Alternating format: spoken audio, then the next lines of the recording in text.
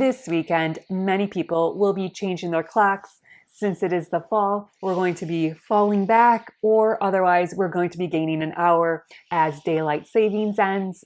For some people, they like getting an extra hour of sleep. For other people, they don't like losing, quote unquote, the extra hour of daylight because, as you know, with being ahead in the summertime, sun sets a little bit later. Then once you go back in time in the fall, then sun sets much, much earlier.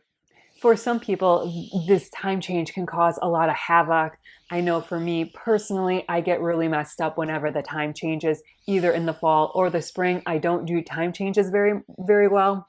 One of the things that kind of gets mixed up are my medicines. I take a lot of supplements and some medicines that are very time oriented. Now, when the time changes, you have to adjust by 1 hour. Now, it is not a big deal because either you're going to be adjusting 1 hour going backwards or 1 hour going forwards, but it can cause some issues.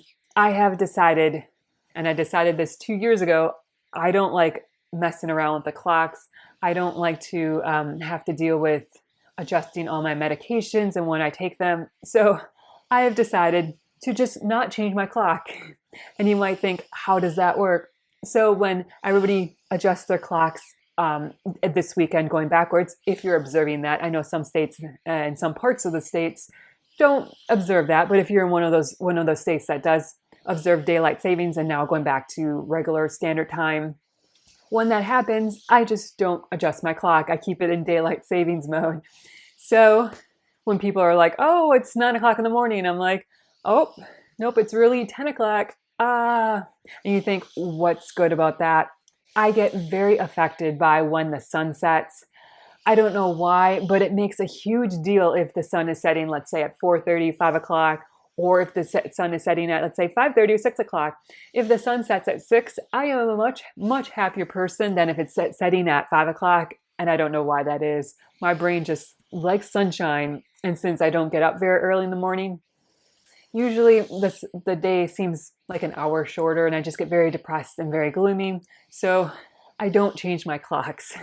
And this kind of has caused some confusion because you constantly have to tell yourself like, hey, your 10 o'clock appointment, you really have to, be there at 11 because I'm an hour ahead.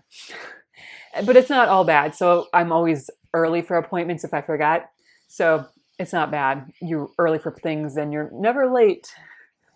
But it kind of gets things messed up because I do keep some clocks in our house ahead. So people in my family will look at it and go, oh, it's 6:30. Oh, I was supposed to be someplace at 6. And I'm like, no. It's only 5:30. Only 5:30. Look at your watch. Look at your phone. It's only 5:30. It's not 6:30. I'm sorry. But my brain just has to have that. It has to keep an hour ahead. And since I've been doing this, I'm so much better during the winter time. I no longer get affected by the seasons as much. I'm much happier in the winter time. And then also I get up earlier. And I know this seems kind of counterintuitive, but because my clocks are set an hour ahead, then I always try to get to bed at quote unquote midnight. So really I'm getting to bed at 11 o'clock in the wintertime, which means I'm usually awake by 9 o'clock on my time, which is really 8 o'clock. And this works out so much better because doctors' offices love to call at 8 o'clock in the morning. So if it's 8 o'clock in the morning, it's really 9 o'clock on my timepieces. So usually by 9 o'clock, I am awake and it's not a big deal. I'm not like, hello, no, you didn't wake me up. No, I'm wide awake. So this has saved me, and it actually saved me in a big way. We had a pipe in our yard rupture, and it was spilling water all over the place, and we did not know this. And my parents were not home, so a neighbor came over about 8:15, and thankfully I was an hour ahead, so it was actually 9:15 on my clock, and I was awake. I was up, and he's like, knock, knock, knock.